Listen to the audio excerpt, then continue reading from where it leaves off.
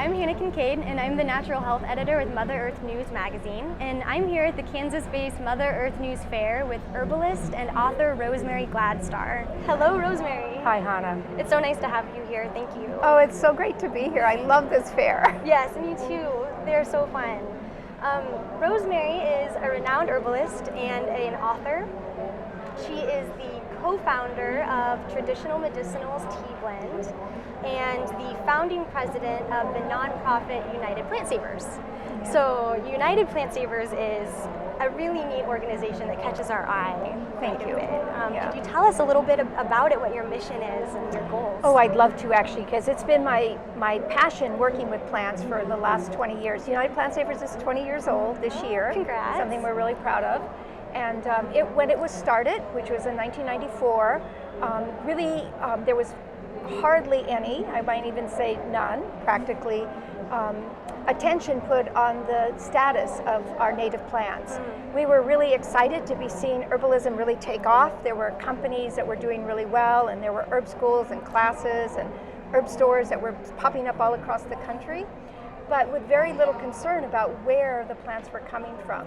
So, I look at it as it often takes a certain amount of maturity before you actually look and say, what is it that we can do for these things that are helping us so much?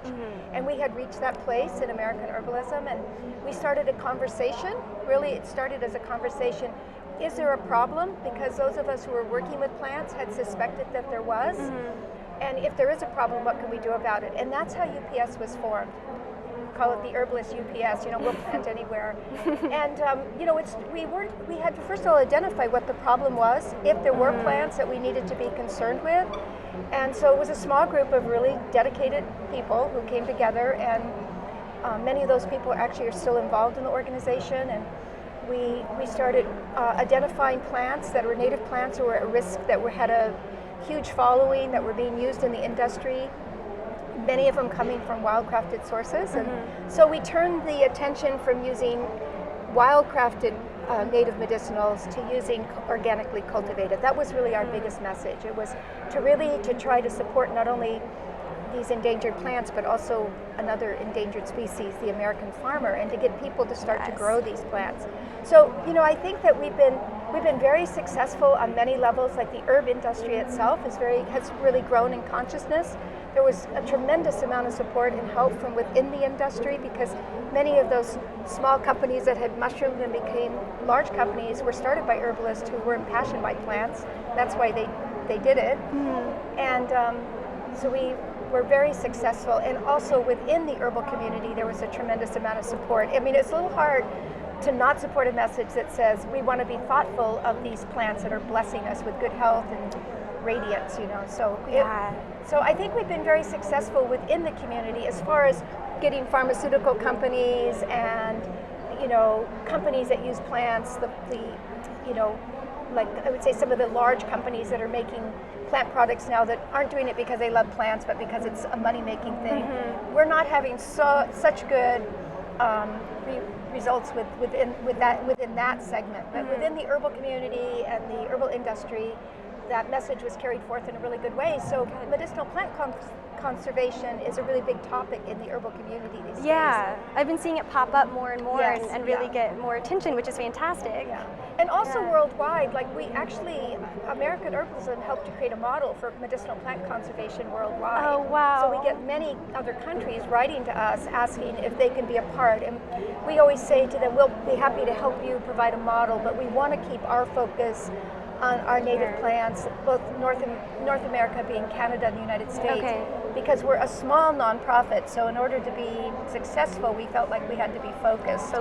Sure. Yeah. What are some of the main plants that you guys focus on? Well, some of the really important plants that actually have been exported for centuries into other countries would be herbs like American ginseng, Panax quinquefolium, which is a primary concern because it's been over-harvested and poached terribly in this country since the 1700s. And that's what people call saying, right? Saying. Yeah. Actually, there's some very disturbing TV programs, reality programs about going out and just digging up these plants. And, it's a terrible situation right now for American ginseng, which is considered one of the most valuable ginsengs in the world. Most of it is exported to Asian countries. Wow. And then golden seal, which is one of our great treasures, and also it's shipped in massive amounts to other parts of the world, even when North America was kind of sleeping, wasn't using it. And it's used a lot by the pharmaceutical industry. And until recently, within the last 20 years, almost all of it was coming from wild sources. Oh, and wow. then another one, which is native to your territory here, to the Great Prairies, is Echinacea. Yes, yeah, I was really interested to see Echinacea was on the list because to me, it's here in Kansas and the prairie, it's everywhere. So can you talk a little bit about how just because something's in your backyard and abundant to you doesn't necessarily mean it shouldn't be on the list?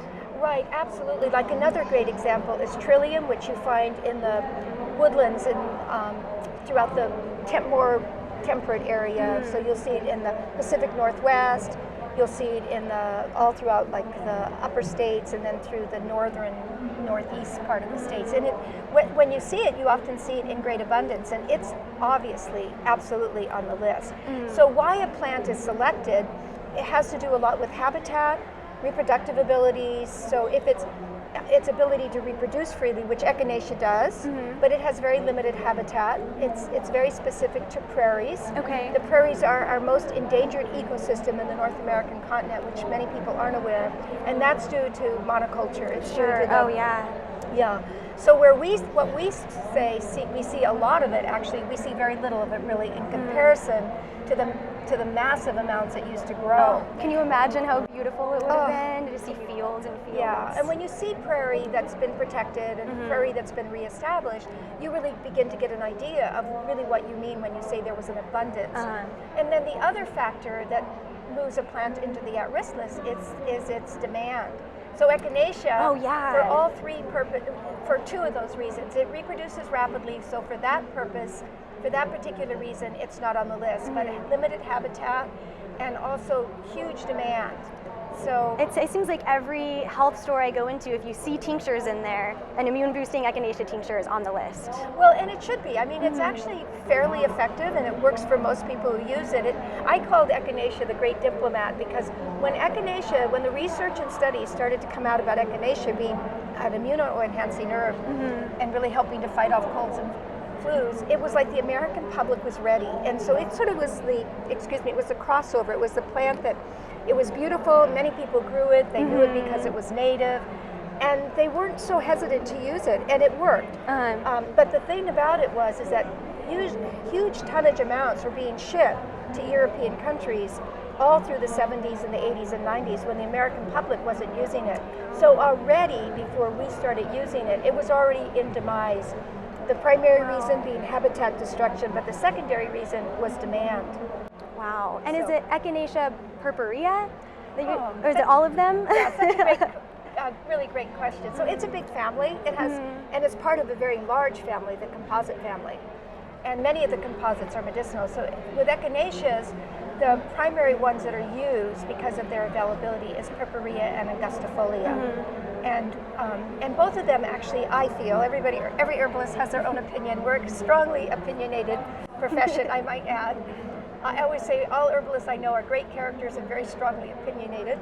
But in my opinion, both the purpurea and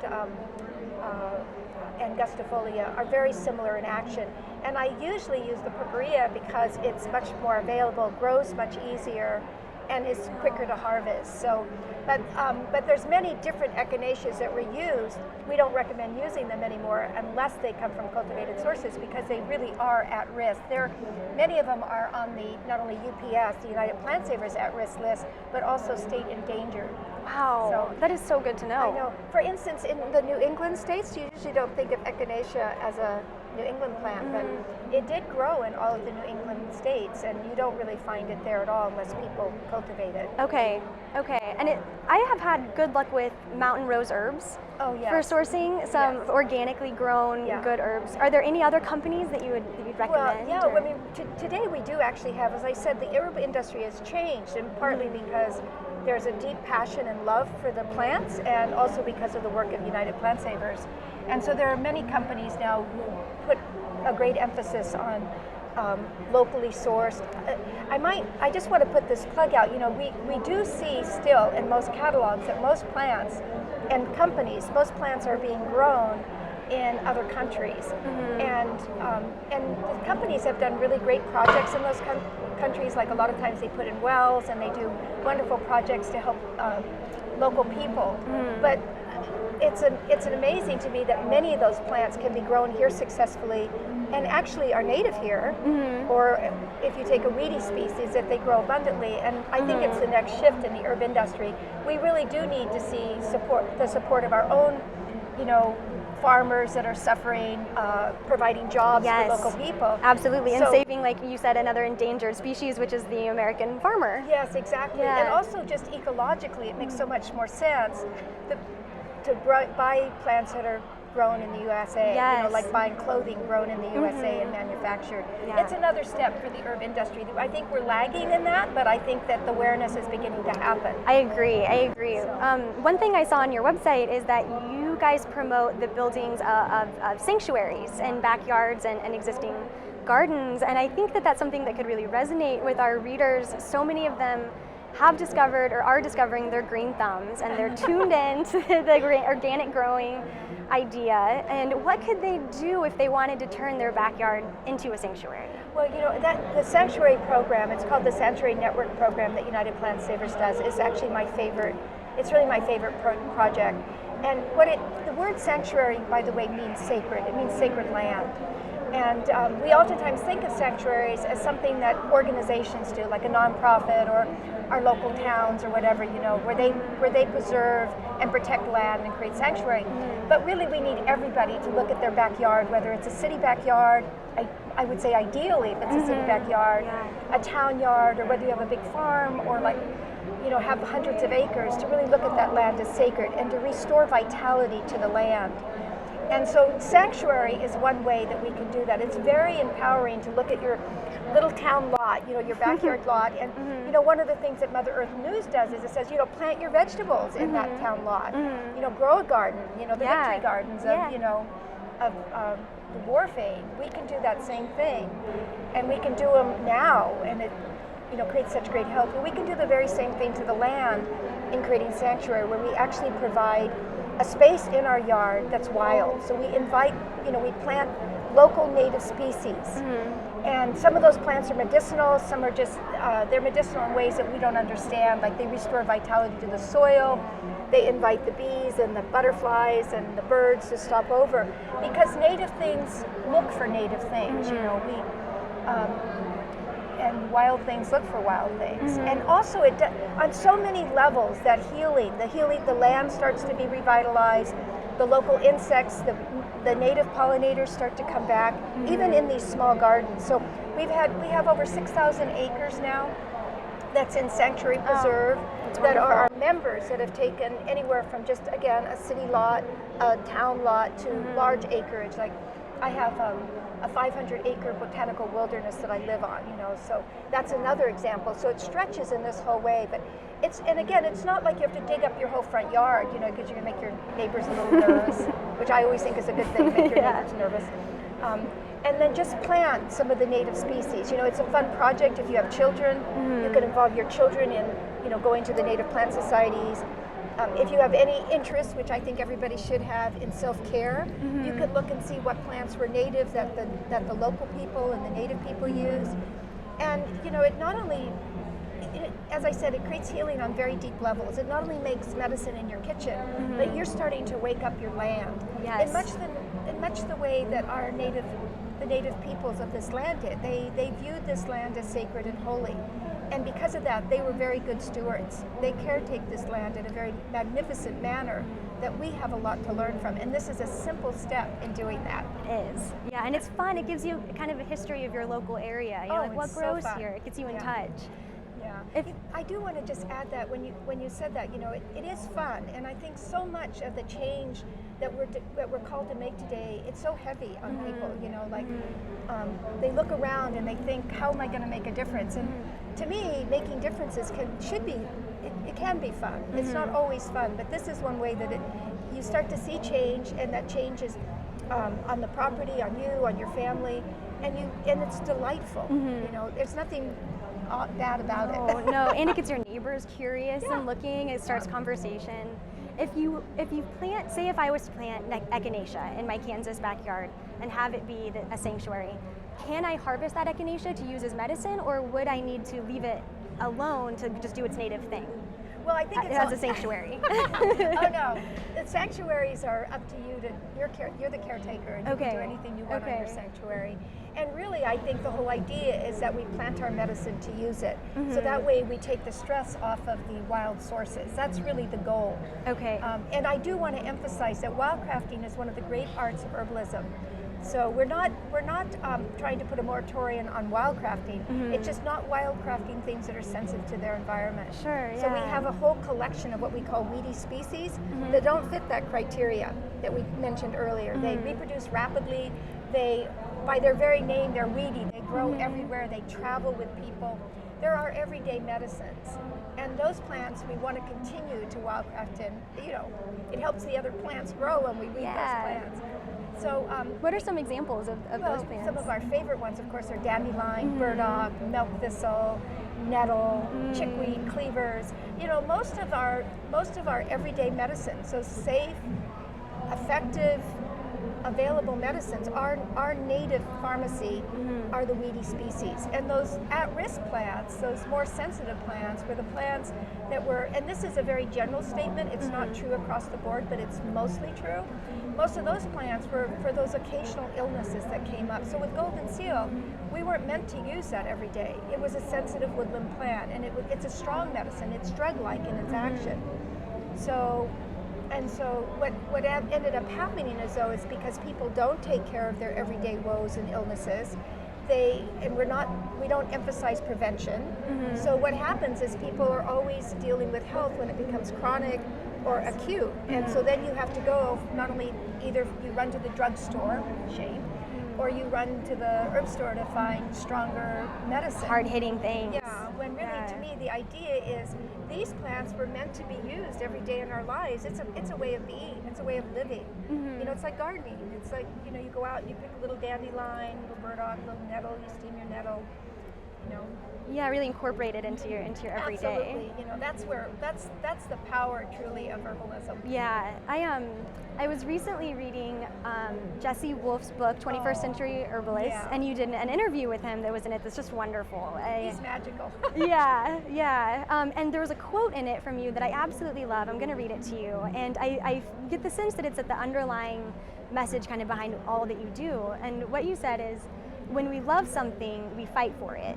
We are part of the immune system of Earth, fighting for her survival. Oh, well, boy, sometimes they can be so poetic. So poetic, I know. I stopped and reread it a few times, and I just thought, wow, that's really at the heart of so much of what you're fighting for and working for. It's beautiful. It is that, and also to bring, so that was the work a lot through United Plant Savers. You know, we want to, you know, I felt like we were given this enormous gift of restoring herbalism as a healing art to the American public. To be able to have a part in that was unbelievably gratifying, I have to say, and humbling. And then to recognize that we had engendered a whole new set of problems by bringing it forth, where we turned and wanted to really protect it. So that's been a huge part of my life mission. But also on an everyday level is bringing herbs into people's homes again. You know, like this is an everyday medicine.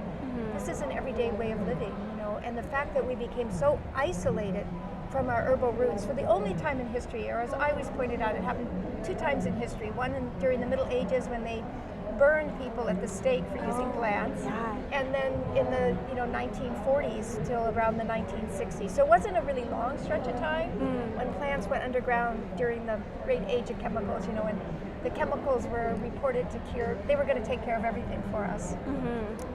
Wow. Well, I want to thank you as this younger generation kind of coming up and learning about the history of herbalism and how it did almost disappear, and how I'm sure at one point it was so much harder to find books on the topic or herbs in our stores, and you've done so much work for that and the people that you've worked with. So thank you. Well, I was part of a team of people. Yes. I could never accept that role. It would be completely untrue, but I was one of a young group of people, and you know, I'm very motivated by Margaret Mead's statement. I read this statement a long time ago before it became popular, but And I base my life on it, actually. Never doubt that a small, thoughtful, committed group of citizens can change the world. Indeed, it's the only thing that ever has.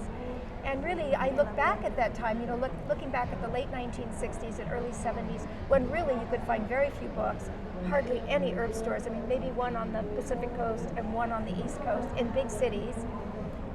No classes, no schools, and really working just because we were impassioned. And I felt called to do this work. I felt like we were kind of tapped on the shoulders, and we all said yes, and we just jumped into it, even though it wasn't popular and it was very impossible to make a good living from doing it. We, like many young people, we were driven by passion, and almost everybody that I know from those early days is still impassioned. That's rare. We're still driven by that passion.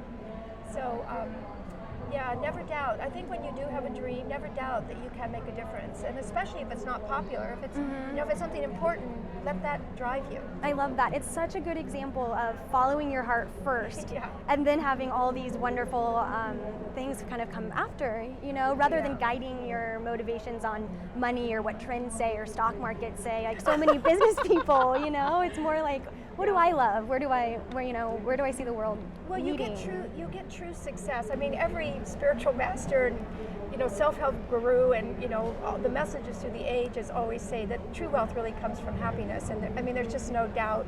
It's also true that having things that like food on the table and a roof over your head helps with that. But if you had to make a choice, it's really following the passion of your heart. And that actually has motivated me also in all of my business choices through life is really, what is it that I want to do? What do I feel is of value to do? What's most important to do? And everything else just kind of falls into place around that. That's wonderful. That's so great. It's so great. I was wondering what sort of advice you would give to those like myself of this younger generation where we now have access to these books, we have access to these herbs, and what else? Where do you see coming next? What would you like to see happen? Right. Well, I do think it's amazing and wonderful to have all these resources, but it can be very confusing actually, because there's so much information. And I did mention that herbalists, we're all very opinionated. When you work with plants, and plants are working with you, and yes, there's absolutely a science, there's chemical constituents in the plants that help define pathways in the body. There's a very biochemical way to describe how these herbs work in the body, and there's also a very shamanic, equally important way that has nothing to do with the biochemical plant constituents. It has to do with a personal relationship that individuals build with these plants, like building a relationship with another person, like creating a deep marriage bond or a deep love bond with another person.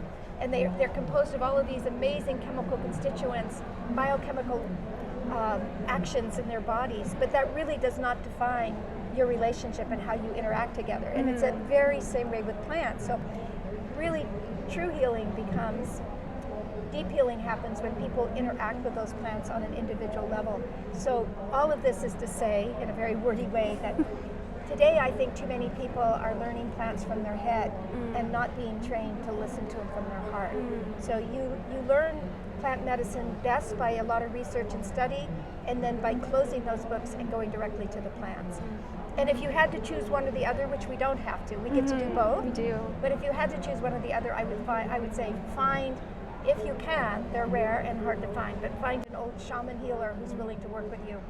Because you can always study the chemical constituents and find out how other people use these plants, but to really work one-on-one with those plants and those plant spirits and really be able to find communication, you become connected in ways that allow you to know how deep your own roots are, that allow us to feel really connected to our ancestral knowledge and our future knowledge as well. That you don't find in the books. No, that's the time spent. Yeah, and then the other advice that I would say is, and this is just kind of redundant, but don't do what's already been done. Think about what's needed now. So what I see happening is, when I was first starting my teachings back in the 70s and all through the 80s and 90s, we would teach everybody how to make salves and tinctures and and lip balms and natural cosmetics. So everybody therefore went out and did it, and we have wonderful companies So I say, yeah, it's true. You could always make another tincture company, but there's so much that needs to be done that's different. And so don't just follow in the same path of everything that's already done. What are the things that need to be done today?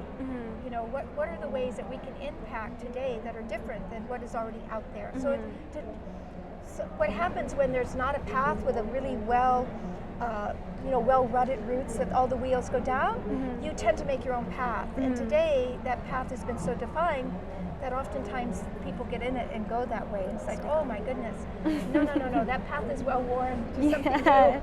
Take that little trail over there. Yeah, there's so much, you know, like we have so much more work that can be done with children, you know, teaching children about plants. There's a lot more that needs to be done about breeding herbs into the kitchen, like all kinds of culinary and cooking things. You know, there's the whole thing about, you know, plant conservation, growing plants. I see a lot of young people, which is very brilliant, you know, intelligent people choosing farming because they want to make a difference in this world, and this is a really great way, you know. So, yeah. That's wonderful. Well, speaking of the future of herbalism, what do you see in your future? You're here at Sage Mountain, and for now, and what do you see happening? Yeah, well, it's interesting that you should ask because I feel I'm in a big shift place as well. I think the planet itself is in a shift place, and it's offering a lot of opportunities for big change, and it's scary for people when that happens. And I would note in myself that I'm excited and frightened as well, but I've been so actively involved in the educational movement and herbalism, and has, you know, feel in my small way I've been a spokesperson, but I'm really feeling that call to kind of slow down and create a more simple life for myself, to really actually have more time to spend listening to the plants and hiking again. Yes. The things that fed and nourished me, I don't feel that they're going to feed and nourish me for the same thing. I don't think it's about a message to take to the outer world, because I feel there are so many voices doing that and doing it really well, by the way. It's one of those magical moments in time where that circle that holds herbalism and the voices that speak for them are so beautiful and clear. That's very easy to step out of that inner circle and support it from an outer circle position. So I really, actually, for probably the first time since my younger years, I don't feel motivated by what I'd call a big outward dream. I feel more like, I just feel like having more time to garden and walk and listen to the plants and listen to their songs and spend time with my children and grandchildren. And so, you know, I'm trying not to think in those terms of, oh, I want to do this and I want to do that, but rather I just want to be for a while. Sure, absolutely. So, and part of that does involve, you know, we live in this absolutely magical, beautiful 500-acre botanical wilderness retreat, and it's a big space and it requires a lot of energy. So part of it also is looking at finding new caretakers, and people ask me what do I want to do, and it's live in my little trailer and bounce around like a gypsy again. Oh, fun! Yeah, of course. That's a great dream. It is a great dream. I just kind of want to travel and listen to people's stories and encourage people to grow plants here, and yeah. That's wonderful. That's wonderful. Well, if people want to learn more about United Plant Savers, they can go to www.unitedplantsavers.org? Yes. .org, okay. Yes. Great. And there they can find lists of at-risk plants and guidelines for how to start a sanctuary in their backyard, and all sorts of really great resources. Yeah, it's a wonderful, wonderful resource for anybody who loves plants. Yeah. Good. Well, Rosemary, thank you so much for joining us. This has been a blast. I really appreciate it. And for more information about the Mother Earth News fairs and Mother Earth News in general, you can head to www.motherearthnews.com.